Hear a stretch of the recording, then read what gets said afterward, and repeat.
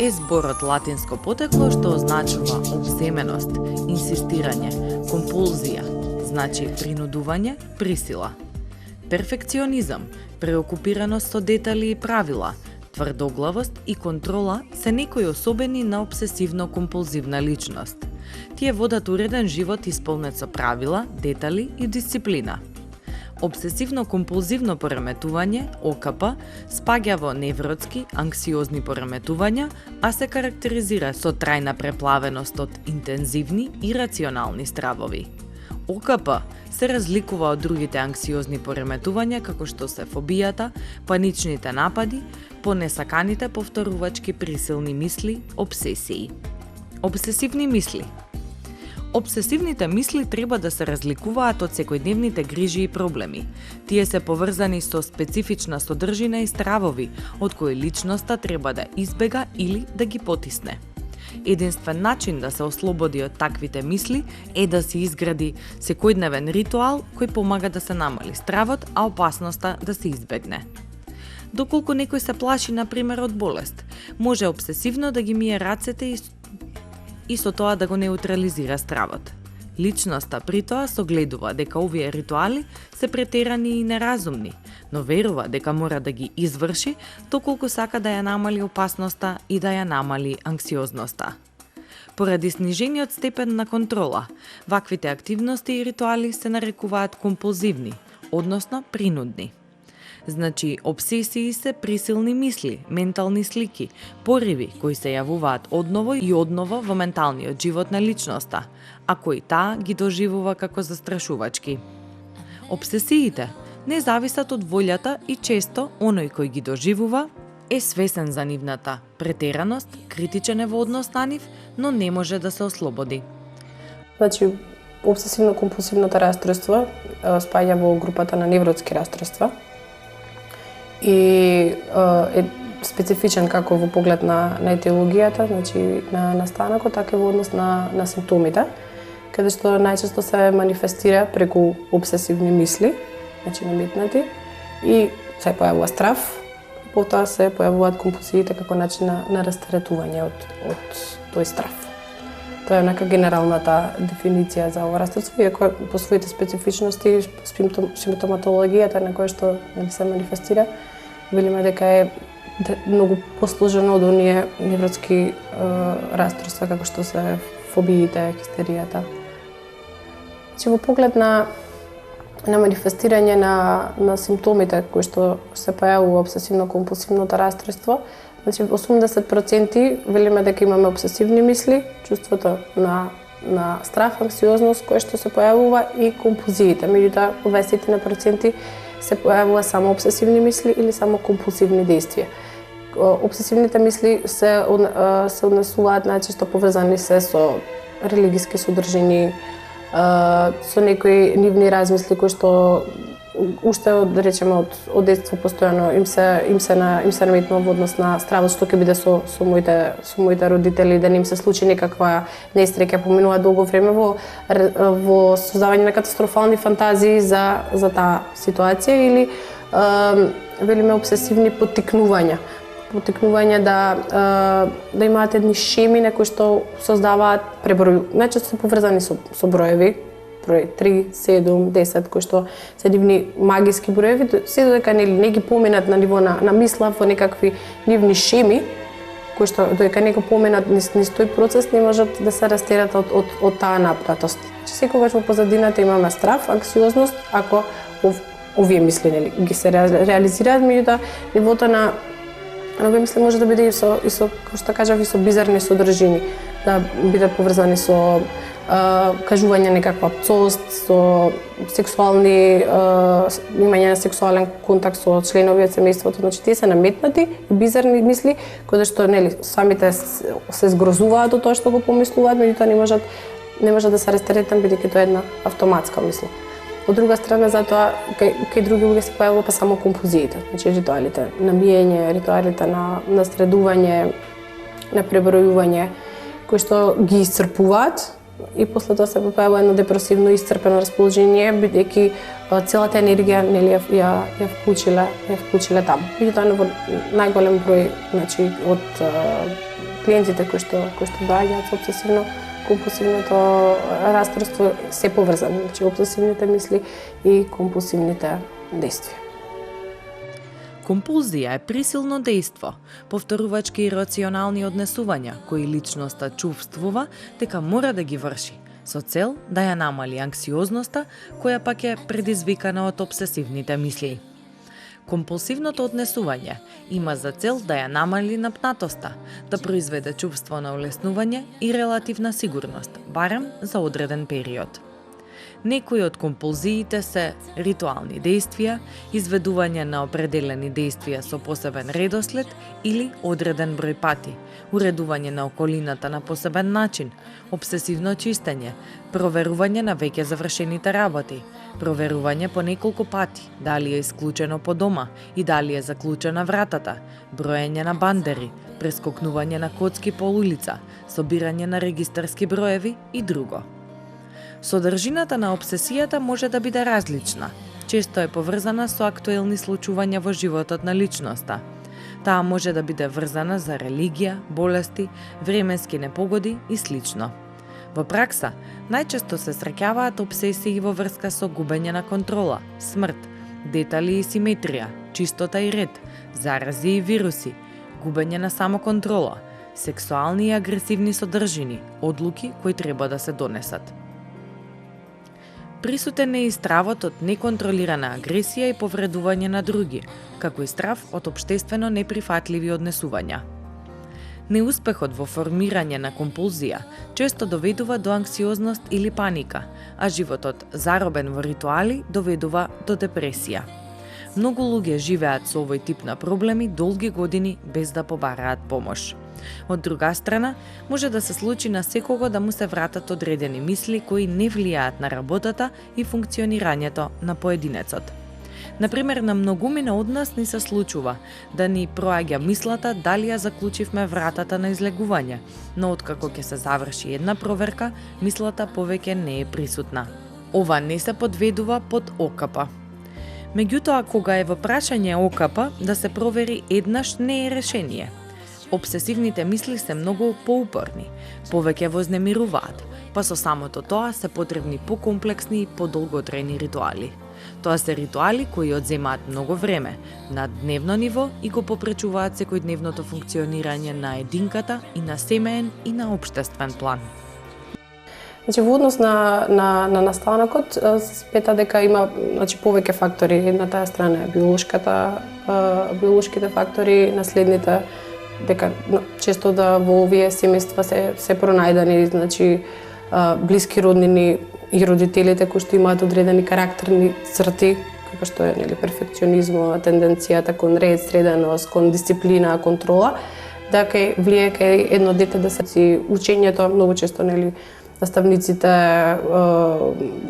професорите се тие кои што како социјално пожелна компонента велат дека треба да бидеш внимателен, среден, да бидат средени домашните, да сите тие фактори, значи всевкупно влијаат да една личност ги земе како своја позадина пред да се манифестира расстройство, каде што почетоците се најчесто во рана адолесцентна доба, меѓутоа главните со некакви почетни симптоми, меѓутоа главната манифестација се појавува околу 20-та до 30-та година, многу ретко после 40-та. Значи најчесто во таа млада возрастна доба се појавуваат првите симптоми на расстройство.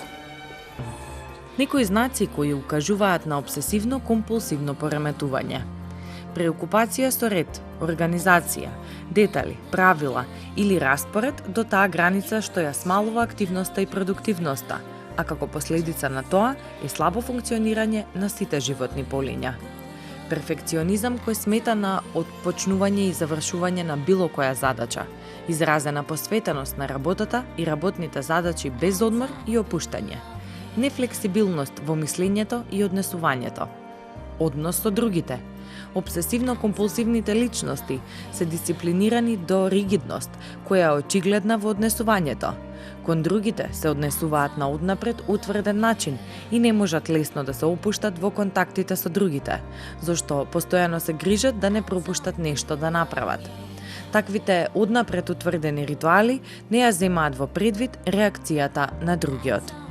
Обсесивно-компулзивниот тип на личност е склон кон градење на релации со луѓе кои за него се авторитет. Релациите кои ги воспоставува налагаат формалност. Најчесто се движат во групи со точно определени цели. Тешко се прилагодуваат на промени и не се впуштаат во непознатото и непредвидливото, поради силната потреба од контрола. Константната напнатост и тензија го отежнува создавањето на нови релации како и развојот на постоечките. Едниот од најчестите симптоми на кои што се пожалуваат пациентите се однесува поглед на тие мисли кои што не можат да се растеретат од нив, значи тие се автоматски мисли, наметливи, може да бидат со бизарни содржини кои што нив ги вознемируваат, не може да ја направат контролата бидејќи се појавуваат од ненадеж и не можат никако да ги тргнат на страна. Постојано нека мисла која што ги тера и понатаму да размислуваат за тоа и го побудуваат најчесто стравот да нешто не се случи на нив самите или на најблиските. Тоа е тој страв кој што потоа ги тера да ги направат тие компулзии во однос на често се поврзани со миење на раце, кои што ги истоштуваат. Значи тоа не е нешто што можеме да кажеме дека сме или ние чисти, па постојано имаме тенденција да миеме раце, туку е нешто што трае, значи со некогаш со часови, да постојано се трља телото, се чисти домот со сати, да се бришат кваки. Тоа е нешто што е поврзано во однос на домашната среда и најчесто кај женската популација. Кај машката многу повеќе да се средат работите, да има посебен распоред на предметите на бирото, да мора да се допрат, да се седне на одреден начин, да се направат некакви ритуали, да ако се поминува да речеме покрај контейнер, па да тоа биде на некаков ритуализиран начин, пак е велиме поврзано со едно магиско размислување. Не можеме да кажеме дека е когнитивно, причинско последователно не можеме да најдеме зашто тоа се случува. Обсесивно-компулзивно пореметување на работа. Овој тип на личност се карактеризира со перфекционизам, придавање на важност на детали и задоволство кое произлегува од обсесивно-компулзивните ритуали. Доколку овие карактерни црти не се премногу изразени, може да биде многу добар соработник, посебно за задачи кои бараат внимателност и запазување на деталите, како и за работи кои се поврзани со повторувачки ритуали. Како лидер, нема да донесе нито една одлука додека не ги разгледа сите можности за исход, со што смета дека ја воспоставил контролата над ситуацијата. Ваквиот тип на луѓе се нарекуваат воркохолици. Најдобро функционираат со лидери кои има јасна мисија и големи идеи, но нема време или способност да ги види сите детали на тие идеи. Ваква задача се доверува на обсесивно-компулзивен тип, тој ќе ја направи најдобро што може. Проблем се појавува кога нивната рутина може да биде сменета или кога мора да донесат одлука брзо и со многу неизвестности. Максималната ефикасност зависи од работните услови и описот на работното место. Обсесивно-компулзивниот тип е добар на работа кога се занимава со архивирање, каталогизирање, со еден збор со воведување на ред во хаосот. Доколку на некого му треба информација од пред 2 или повеќе години, обсесивниот работник ќе му донесе копија во рекордно време со оглед дека документите се архивирани само по редослед кој му е јасен само него. Со обсесивно-компулзивен лидер добро се согласува зависен тип на личност. На првиот не му е тешко да повтори безброј пати што треба да се направи, а на другиот не му е тешко безброј пати да праша како тоа да го направи. Доколку обсесивно-компулзивен тип се најде во ситуација за релативно кратко време да направи радикални промени и да ги имплементира, ќе се забележи неговата несигурност и тенденција да ги одложува промените, се додека не ги преиспита сите можности и не ги процени сите исходи. Затоа, не се добри на работни места на кои се цени брзина и решителност.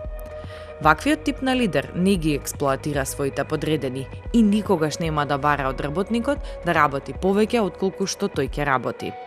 Конфликти настануваат во ситуација кога неговите соработници не се такви перфекционисти како него. Во таа ситуација се обидува да воспостави контрола над работниците, кои тие тешко ја прифаќаат. Затоа и најчесто се јавуваат да побараат помош кај психолог, кај психијатар, бидејќи тие симптоми се толку неподносливи да веќе им го реметат секојдневното функционирање, да не можат работно да се сконцентрираат на секојдневните задачи, дома се исто така нефункционални, стануваат се поригидни, позатворени, не можат да споделуваат со околината и симптоми кои што мора да соодветно да се третираат за да може да се вратат во оној начин на живот што го имале претходно. Меѓутоа третманот е предисно подолготраен, бидејќи ова расстройство бара подолготраено следење тек земање на терапија за да можат они да функционираат. Зачестеност на обсесивно-компулзивните пореметувања. ОКП најчесто се јавуваат во периодот на адолесценција или нешто потоа, помеѓу 18-тата и 25-тата година. Статистиката покажува дека помеѓу 2 и 3% од популацијата има ОКП, од кои 1 се деца и адолесценти. Треба да се има во предвид дека многу лица кои патат од вакво пореметување се срамат, ги кријат своите симптоми и не бараат стручна помош. Неретко, самите обсесии се поврзани со идејата дека може да се посрамоти или неприкладно да изреагира, дека заради своето однесување ќе бидат отфрлени од средината, а како последица на овој став се јавува изолација и повлекување. Ова се причините зошто ова пореметување останува неприметно, а често е неприфатено од страна на средината. Зависно се секој клиент, значи се организира, третманот оди посебно како ќе одговори на медикаментозната терапија, колку симптомите значи се отпорни, колку ќе треба месеци да помине низ медикаментозна терапија и да се вклучи најчесто во индивидуален процес на психотерапија за да има еден интегративен пристап каде што се очекува да има подобар бенефит отколку ако само се земе медикамент или кога има акутна симптоматологија не можеме да вклучиме психотерапија. Треба да се растерети од напнатоста, од стравот кој што постои за да може да се направат контакт во смисла да може да учествува во тој процес на психотерапија. Кога имаме акутни симптоми, дали не може да се насочи ниту пак да биде свесен како овој процес ќе тече за него. И често како што напоменав, треба да биде еден подолготраен третман и повеќе години да се следи таа состојба, за да можеме да кажеме дека има подобрување. ОКП и психотерапија. Поставувањето на високи цели и постигнување на истите е позитивна одлика, но само кога е во согласност со реалните можности. Меѓутоа, доколку е некој перфекционист во сите животни области, неисполнувањето на превисоките стандарди може да доведе до анксиозност и сериозни проблеми. Таквата личност станува премногу критична, ја губи самодовербата и со тек на време создава компулсивна потреба. ОКП некогаш се јавува изненадно, но често се појавува постепено, со години. Симптомите можат да почнат како безбедни ритуали кои со време прераснуваат во обврска и доминираат во животот, се додека не станат сериозен проблем. Обсесивните мисли и компулзии имаат своја емоционална последица, од чувство на срам, несоница и стравови од депресивна состојба. Психотерапијата е од голема помош за надминување на оваа состојба. До промена во размислувањето и однесувањето се доаѓа по пат на охрабрување на клиентот да го свати и препознае проблемот и да работи на него. Како што напоменав, обсесивно-компулзивната невроза е специфично расстройство, каде што ако нема навремен тек, ако таа хронична фаза не се следи, каде што ако одбива клиентот да се лекува, тука е фамилијата која што е прво засегната од неговата состојба и тие се тие кои што бараат помош. Така да е потребно навремено следење на симптомите, влошување, оно што ви кажав дека доколку мислите стануваат бизарни, се почнува да развива симптоми кои што веќе не може ниту околината да ги трпи, ниту самиот, да он е некритичен во таа состојба, мора да се превземе соодветен третман, да не премине и бидејќи психијатарот има потреба да го следи неговиот процес да не премине во психоза. И ќе велиме дека некои обсесивно-компулсивни симптоми можат да преминат во психоза, меѓутоа да не ги заплашуваме луѓето. Тоа е нешто што психијатарот треба да го следи како процес за секој пациент.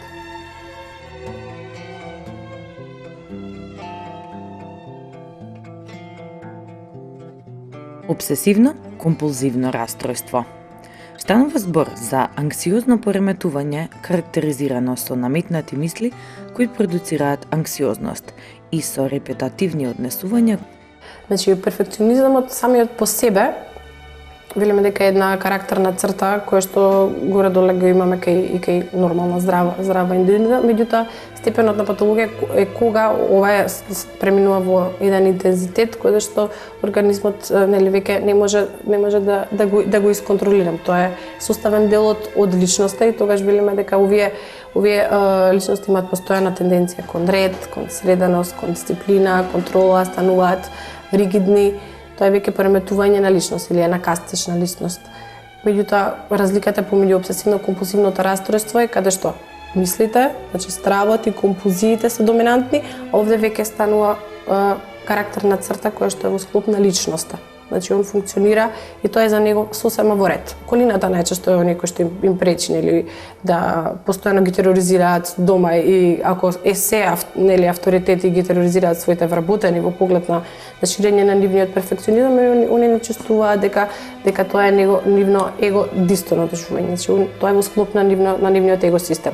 Каде што кога веќе збориме за обсесивно-компулсивното расстройство, значи они чувствуваат дека тие симптоми им пречат и затоа и бараат помош.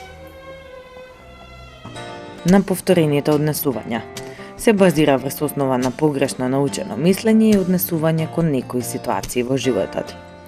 Медикаментозната терапија вклучува антидепресивна терапија како пароксетин, сертралин, флуксетин и други антидепресиви. Ниски дози на овие атипични антипсихотици како оланзапин и други се покажале како корисни во терапијата на обсесивно-компулзивното расстройство. Користењето на антипсихотиците мора да биде под надзор од психијатар, бидејќи ниските дози се од бенефит во терапијата, а високите може да предизвикаат драматични обсесивно-компулзивни тензии. Електроконвулзивната терапија се покажала пак како ефективна кај некои тешки и рефрактерни случаи. Типичен пример за обсесивно-компулсивно расстройство е кога детето или адолесцентот има мисла дека доколку не ја поминат истата патека по 10 пати, дека некој од блиската фамилија ќе почине. Возрастната индивидуа мисли дека доколку не ги измие рацете неколку пати со сапун, тие се нечисти и така натаму. Работите мора да бидат одредени во иста линија, инаку индивидуата станува се пораздразвлива. Значи, они имаат одредени ритуали кои што мора да ги спочитуваат во текот на денот. Ако е нешто против тоа, значи нивната анксиозност до толкава мера се зголемува, заради тоа и бараат, значи, помош. Не може да издржат анксиозноста без да ја направат тој ритуал или таа постапка. Затоа велиме дека се компулзии, нешто што е наметнато, кој што нив ги растеретува од оваа анксиозност. Епидемиологија. Ова пореметување не е врзано за полот. Почесто се јавува кај личности со високо ниво на образование. Може да се појави во детството, обично во предпубертетот и пубертетниот период, и во доцната адолесценција. Може да изгледне подоцна во животот, а исто така и да се повтори при некој силен, стресен настан. Она што е дефинитивно докажано е дека индивидуите кои страдаат од обсесивно-компулзивното расстройство се генерално луѓе со надпросечна интелигенција, што е карактеристично за ова расстройство, комплицирани мисловни процеси кои водат до анксиозност и депресија. Многу често ова пореметување е асоцирано со фобии и депресијата која е причина за обиди за самоубиство, кај 50% од популацијата која има обсесивно-компулсивно расстройство, а 15 од нив завршуваат со самоубиство. Фактот што повеќето од индивидуите не бараат помош е резултат на стигматизацијата асоцирана со обсесивно-компулсивното расстройство. Еве неколку славни обсесивно-компулсивни личности. Чарлс Дарвин, Никола Тесла, Абрахам Линколн, Алберт Ајнштајн, Микеланџело и Чарлс Дикенс. Така. Однос на бројките кои што можеме да ги кажеме на светско ниво, на ниво на истражување и епидемиолошките студии, се смета дека 1 до 2% од населението боледува, меѓутоа многу често, како што кажав, го продолжуваат периодот кога првпат ќе се јават на психијатар, психолог да побараат помош, или пак е еден процес каде што треба подолго време, за да и на самите себе си ги препознаат овие симптоми и да си ја прифатат својата состојба. Меѓутоа можеме да кажеме дека се чести клиенти во ординацијата.